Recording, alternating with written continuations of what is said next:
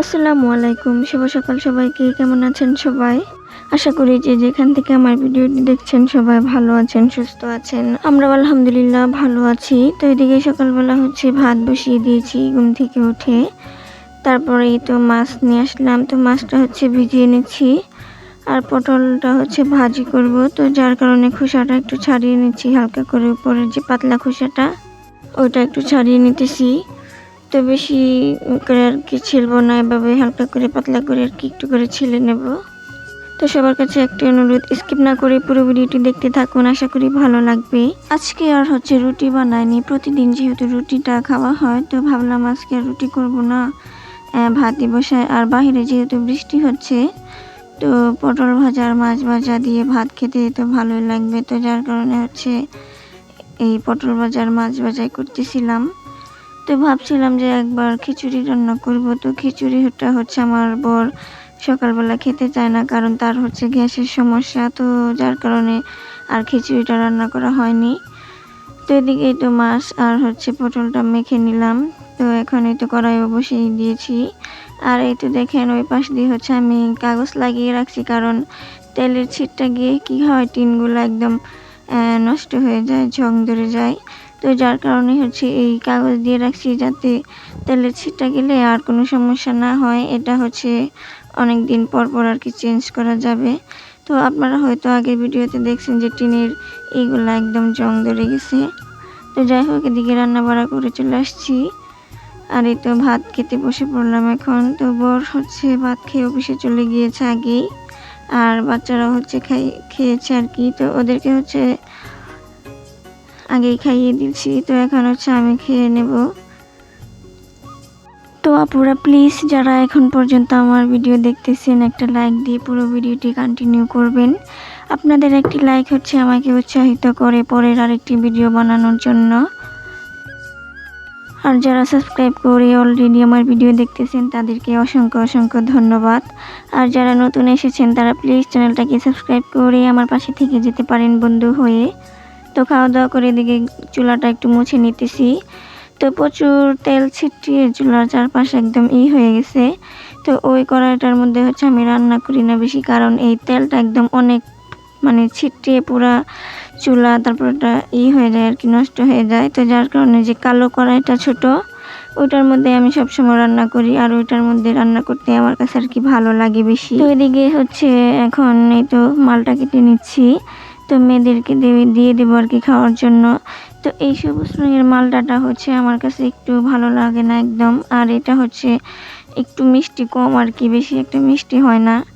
তো খেতে কেমন জানি আমার কাছে একটু ভালো লাগে না। তো মেয়েরাও আবার মালটা খেতে পছন্দ করে, কিন্তু ওরা বলতেছে যে এটা বেশি একটা মিষ্টি না। তবু সবগুলা খেয়ে ওদেরকে কেটে দিয়ে দিব, ওরা খেয়ে নেবে। আর কালকে কোনো ভিডিও দিতে পারিনি, কারণ ভিডিও আমি এডিট করতে পারিনি, তাছাড়া ভিডিও শ্যুটও করতে পারিনি। তো যার কারণে আর দেওয়াই হয়নি।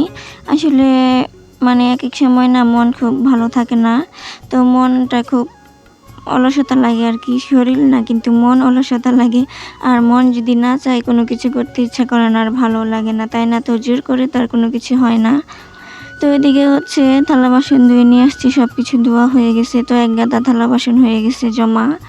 তো মানুষ দুজন হলেও থালা বাসনের অভাব নেই, কারণ আমি অল্প জিনিস দিয়ে কাজ করতে পারি না। রান্না করার সময় আমার অনেক কিছু লাগে, সব কিছু মিলিয়ে তো তারপর অনেকগুলো আর কি হয়ে যায়। তো সব কিছু এরকমভাবে জমা হয়ে গেছে। তো এখন ভালো করে আর কি ধুয়ে নিয়ে আসলাম পরিষ্কার করে। এখন সুন্দর করে গুছিয়ে নিতেছি আর কি র্যাকের মধ্যে। তো ভালোই হলো, এটার মধ্যে সব কিছু থালা বাসন আমি রেখে দেই। তো আর অন্য কিছুই রাখি না, শুধু থালা বাসনই রাখি। আর এটার জন্য আমার অনেকটাই আর কি উপকার হয়েছে, তা না হলে এরকম এক গাদা থালা বাসন রাখার জায়গায় হতো না। তো এদিকে সব কিছু একদম ধুয়ে মুছে পরিষ্কার করে নিয়েছি। আর এই তো এখন বিকেলবেলা পুডিং বানাবো। তো কুকারে দুধ চিনি দিয়ে জাল করে নিতেছিলাম, আর ভ্যানিলা ফ্লেভার দিয়েছি এখানে। তো দিয়ে এটা জাল করে নিছি। আর এই পাশে দুধটা বসিয়ে দিয়ে ক্যারামেল বানিয়ে কাপে ঢেলে নিয়েছি। আর ডিমটা আমি পানিতে ভিজিয়ে রাখছি, কারণ আধা ঘন্টা আগে ডিমটা বের করে নিতে হয়। তো আমার মনে ছিল না, তো আমি 10 মিনিটের জন্য পানিতে ভিজিয়ে রাখছি, একদম নর্মালে এসে গেছে। তো দুধটা হচ্ছে জাল দেওয়া হয়ে গিয়েছে, এখন এই তো নামিয়ে নিয়েছি। তো নিয়ে এখন একটু ঠান্ডা করে নিতেছি, মানে বেশি গরম থাকলে তো আবার ডিম ফেটে যাবে, তো যার কারণে ঠান্ডা করে নিলাম। তো নিয়ে এই তো এখন ডিমটাকে হচ্ছে ঢেলে নিতেছি, ফাটিয়ে নেব, তা না হলে হচ্ছে আবার মিক্স হবে না। তো আজকের পুডিংটা হচ্ছে বানাবো রাইস কুকারে, আর রাইস কুকারে হচ্ছে এত সহজ পুডিং বানানো কি বলবো। তো এদিকে ডিমটা দুধের মধ্যে ঢেলে দিলাম, তো দিয়ে এখন ভালো করে নেড়ে চেড়ে একটু মিক্স করে নেব। আজকে হচ্ছে আমি আর শাকবো না, এভাবেই বানাবো যেহেতু বাসায় খাবো, তো শাক করার দরকার নেই। তো এখন কাপের মধ্যে হচ্ছে ঢেলে নিতেছিলাম। তো ডালা হয়ে গেছে সবটুকুই সুন্দরভাবে।